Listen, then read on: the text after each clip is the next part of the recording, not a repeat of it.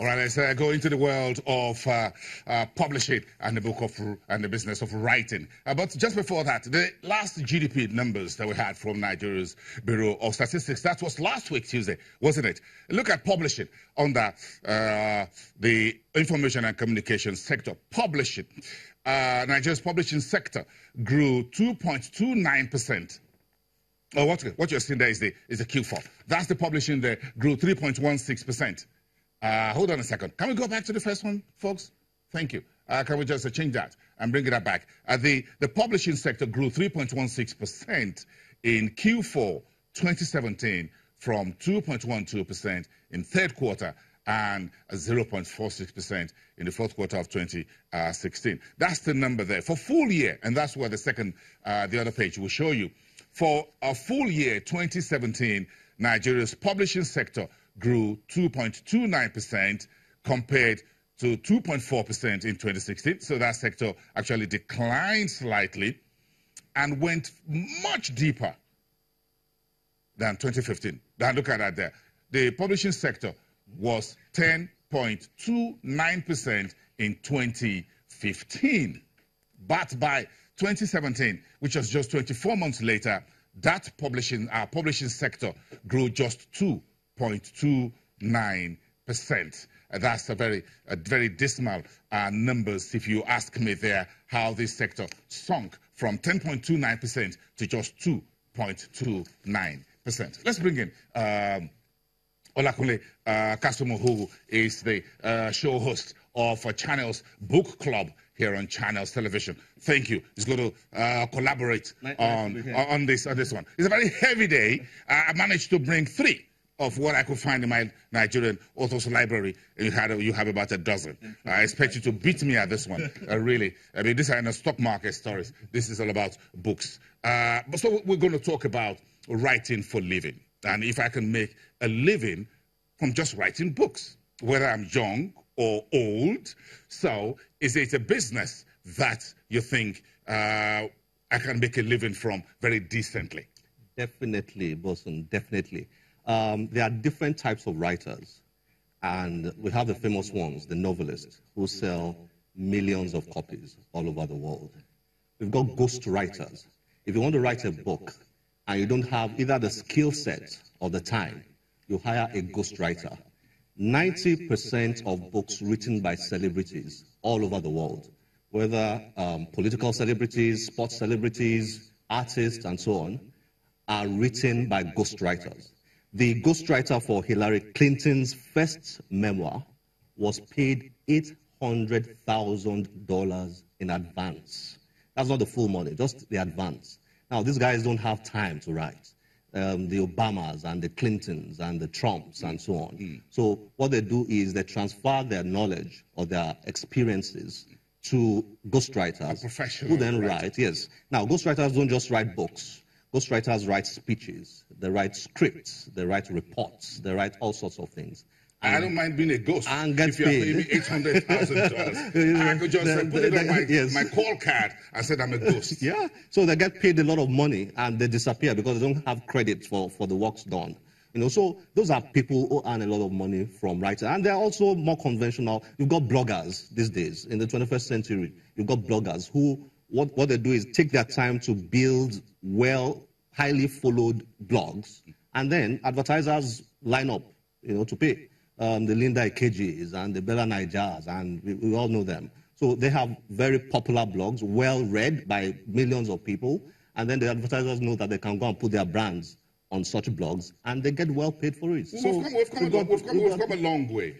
If you look at writing history in Nigeria, and you talk about Nigerian writers, so let's talk about the first generation of writers, the Achebes, the Soyinkas, the Dio Fagunwas of, I just got this one reprint edition of the Dio Fagunwa, which one of the ones I read while I was in secondary school.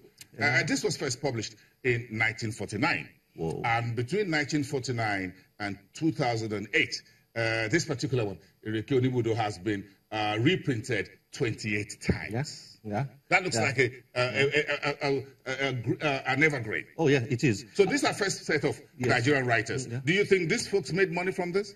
They did.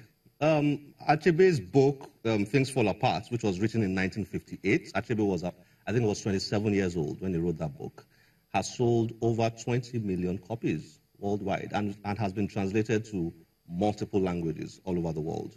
Soyinka's books have sold millions in copies all over the world. So they made money. Or the Olarotimi. The Olarotimi, yes. They made money. But you see, the money they made are not necessarily from the book sales. What a book does is that a book brands you. A book turns you into a brand. In the eyes of the reader or readers all over the world, you are an authority.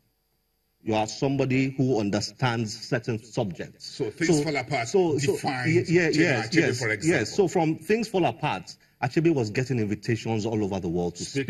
He became a famous international figure. And then it was translated into movies, translated into stage plays, translated into... So a book can produce all sorts. Look at J.K. Rowling, for example. Her book series, the Harry Potter series, has made billions in pounds.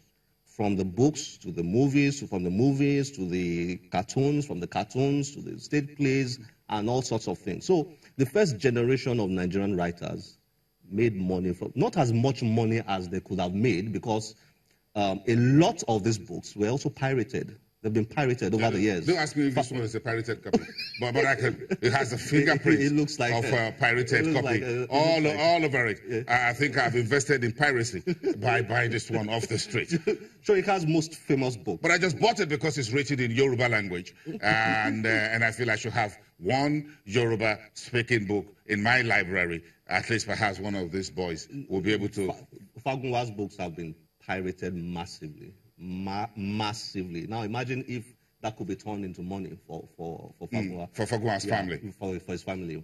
Massively. Let's go to the second generation of Nigerian writers. Why do we write, and why? If you ask me, I have a faint idea of why Dio Fagunwa, Wole Soyinka, Chinua Achebe, Olarotimi wrote as first generation writers. But the second generation of writers seem to be more of political, former military leaders, and those who think they are writing for leadership, for entertainment, for whatever.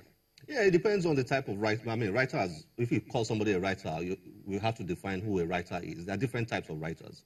If we're talking about people who write classical literature, the Ben Okris, for example, and the second generation writers like Ben Okri and so on, very passionate about the art of writing. You know, they want to tell a story in the most interesting way.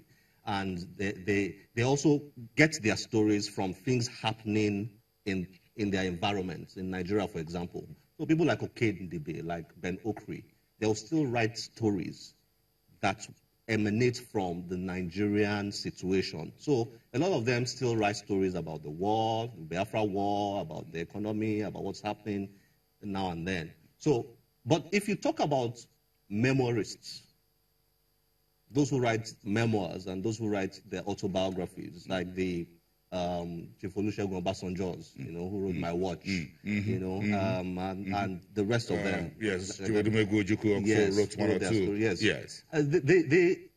Most of them, I want to believe, just have the sense of history. They just want to tell their own stories, you know, and put their own stories out there.